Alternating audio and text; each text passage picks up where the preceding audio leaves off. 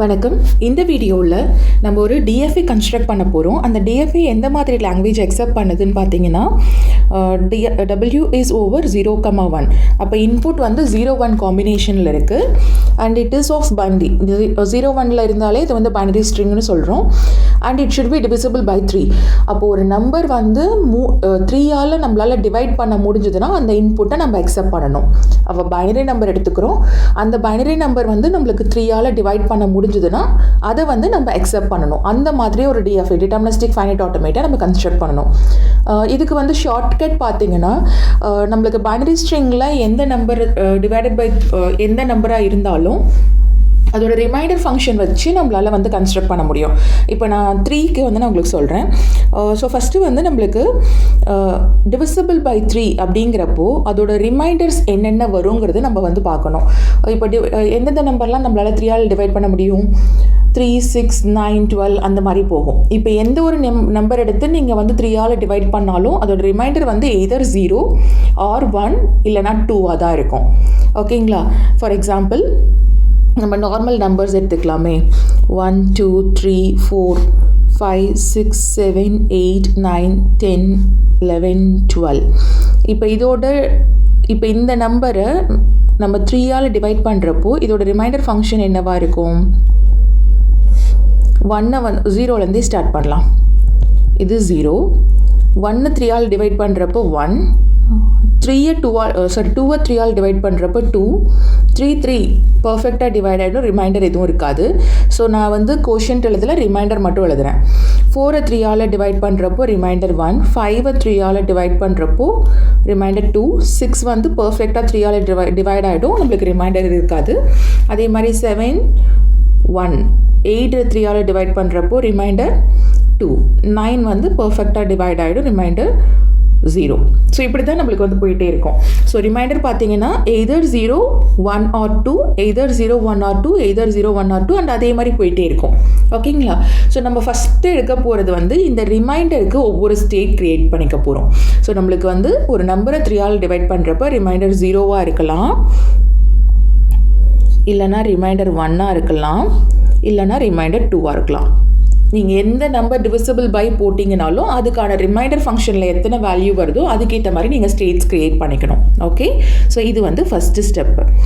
அடுத்து ரிமைண்டர் 0 அப்படின்னா என்ன அர்த்தம்? ரிமைண்டர் 0னா பர்ஃபெக்டாக அந்த நம்பரால் டிவைட் பண்ண முடியுதுன்னு அர்த்தம். கரெக்டாக? ஸோ 6 வந்து 3ஆல் டிவைட் ஆகும். அதே மாதிரி 12க்கு நீங்கள் எழுதுகிறப்போ ரிமைண்டர் 0 ஆகும். ஸோ இதெல்லாம் வந்து நம்மளோட நம்பர்ஸ் வந்து கம்ப்ளீட்டாக நம்மளுக்கு 3ஆல் டிவைட் ஆக முடியுங்கிற நம்பர்ஸ்.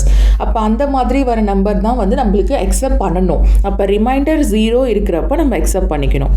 எப்பெல்லாம் ரிமைண்டர் 0 ஆகுதோ அப்போல்லாம் நம்மளுக்கு வந்து அது ஃபைனல் ஸ்டேட்டில் இருக்கணும் அப்படிங்கிறதுக்காக நம்ம வந்து 0வை ஃபைனல் ஸ்டேட்டாக கொண்டு வந்துக்கிறோம்.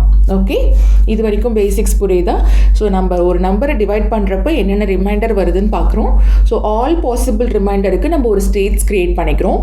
அதுக்கப்புறம் ரிமைண்டர் 0ங்கிற கேட்டகரி தான் நம்மளுக்கு அக்செப்டன்ஸ் கேட்டகரி. ஏன்னா அது அந்த நம்பர் வந்து பர்ஃபெக்டாக நம்மளுக்கு டிவைட் ஆனால் மட்டும்தான் நம்மளுக்கு ரிமைண்டர் 0 ஆகும். அப்போ வந்து அதை மட்டும் நம்ம ஃபைனல் ஸ்டேட் ஆக்கிறோம், மீதியெல்லாம் நான் ஃபைனலாக இருக்கும். இப்போது ட்ரான்சிஷன்ஸ்க்கு வரும்.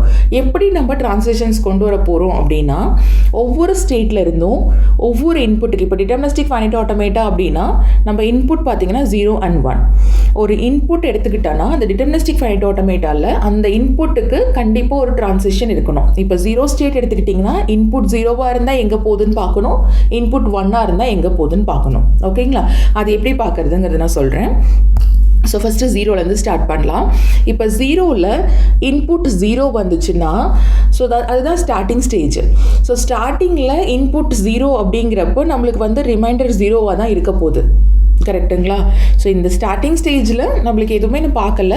இன்புட் 0 வந்துச்சுன்னா அது வந்து 0 நம்பர் தான். ஸோ 0க்கு வந்து when you are dividing it by 3 நம்மளுக்கு ரிசல்ட் 0வாக தான் இருக்க போகுது. அதனால் அதோட ரிமைண்டர் 0வாக தான் இருக்க போகுது. அதனால் நம்ம ஒரு செல்ஃப் லூப் போட்டுக்கிறோம்.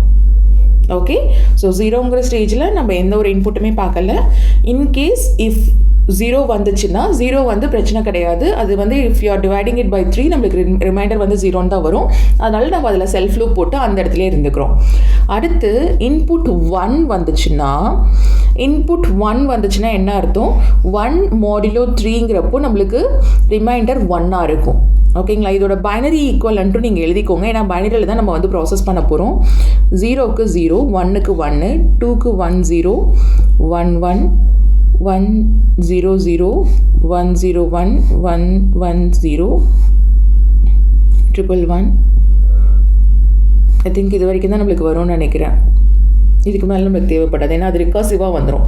இந்த ஃபங்க்ஷன் பார்த்தீங்கன்னா நம்ம எழுதுறது வந்து மினிமலாக பார்த்து எழுதுவோம், but it recursively works for all possible conditions.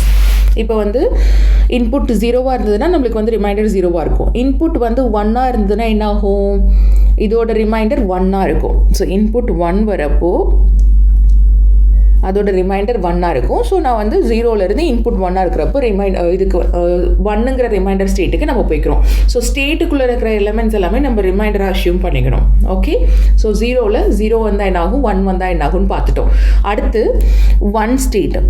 இந்த 1 ஸ்டேட்டில் எப்போ நம்மளால் இந்த 1 ஸ்டேட்டுக்கு ரீச் ஆக முடியும், இந்த இன்புட்டில் ஒரு 1 இருந்தால் மட்டும்தான் நம்மளால் வந்து இந்த 1க்குள்ளாரையே போக முடியும். எந்த ஒரு இன்புட் எடுத்துக்கிட்டிங்கனாலும் அது ப்ராசஸிங் வந்து நம்மளுக்கு 0 ஸ்டேட்லேருந்து தான் ஸ்டார்ட் ஆகும். 0 இன்புட் 1ஆக இருந்தால் மட்டும்தான் இந்த 1க்கு ரீச் ஆக முடியும். அப்போது 1ங்கிறது ஆல்ரெடி எக்ஸிஸ்டிங் இன்புட். 1 வந்தால் மட்டும்தான் நம்மளால் வந்து 1க்கு ரீச் ஆக முடியும். இப்போ இந்த 1 ஸ்டேட்லேருந்து நம்மளுக்கு டிரான்சிஷன் ஆன் 0 ஆர் 1 எங்கே போகுதுன்னு பார்க்கணும். ஸோ இங்கே வந்து நம்மளுக்கு எய்தர் 0 ஆர் 1 இன்புட் எடுக்க முடியும். அப்போ அந்த இன்புட் எடுத்தால் எங்கே போகுதுங்கிற டிரான்சிஷன் நம்ம பார்க்க முடியும். இப்போ 1 0 அப்படின்னா ஈக்குவலண்ட் என்ன, 2. 2 mod 3ங்கிறப்ப நம்மளோட ரிமைண்டர் எவ்வளோவா இருக்கும், 2. 1 1ங்கிறதோட டெசிமல் ஈக்குவலண்ட் 3. 3 mod 3ங்கிறப்போ ரிமைண்டர் வந்து 0வாக இருக்கும். ஓகே, ஸோ இந்த 1 ஸ்டேட்டில் இன்புட் வந்து 0வாக இருக்கிறப்போ நம்மளுக்கு ரிமைண்டர் 2ஆக க்ரியேட் ஆகுது. ஓகே, ஸோ 1 ஃபாலோட் பை 0 அப்படிங்கிறப்போ நம்மளுக்கு வந்து ரிமைண்டர் 2 வருது. ஸோ இந்த டிரான்சிஷன் இங்கே கொண்டு வந்துக்கிறோம். அதே மாதிரி இந்த ஸ்டேட் 1ல் நமக்கு இன்புட் 1 வரப்போ ரிமைண்டர் 0 க்ரியேட் ஆகுது. அதனால் நம்ம இந்த க்ரியேஷனை இங்கே கொண்டு வரோம். ஸ்டேட் 1ல் இன்புட் 1ஆக இருக்கிறப்போ ரிமைண்டர் 0ன்னு க்ரியேட் ஆகுது. ஸோ 0 ஸ்டேட்டுக்கு நம்ம ட்ரான்சிஷனை மூவ் பண்ணிக்கிறோம். ஓகே, ஸோ இது வந்து ஸ்டேட் 1ல். ஸ்டேட் 0ல் வந்து இன்புட் 1 வந்ததுன்னா என்ன பண்ணுறது, 0 வந்ததுலேயே என்ன பண்ணுறதுன்னு பார்த்துட்டோம். அதே மாதிரி ஸ்டேட் 1ல் நம்மளுக்கு 0க்கும் 1க்கும் ட்ரான்சிஷன் பார்த்தாச்சு. இன்னும் நம்மளுக்கு பெண்டிங் என்ன இருக்குது, ஸ்டேட் 2. இப்போ ஸ்டேட் 2ங்கிறது ரிமைண்டர் 2 ஃபங்க்ஷன். எப்போ நம்ம ஸ்டேட் 2க்கு ரீச் ஆகும், இந்த ஒரு இது இருந்தால் மட்டும்தான் நம்மளால் ஸ்டேட் 2க்கு ரீச் ஆக முடியும். இன்புட்டில் வந்து 1 ஃபாலோட் பை 0 இருந்தால் மட்டும்தான் நம்மளால் இங்கே ரீச் ஆக முடியும். இந்த 1 ஃபாலோட் பை 0 இன்புட் ப்ராசஸிங் 0லேருந்து ஸ்டார்ட் ஆகும். இந்த 2க்கு ரீச் ஆகணும்னா 1 ஃபாலோட் பை 0, மினிமலாக 1 ஃபாலோட் பை 0 இருந்தால் தான் நம்மளால் ரீச் ஆக முடியும். அப்போது 1 0ங்கிறது நம்மளுக்கு இந்த இடத்த ரீச் ஆகிறதுக்கான இன்புட்.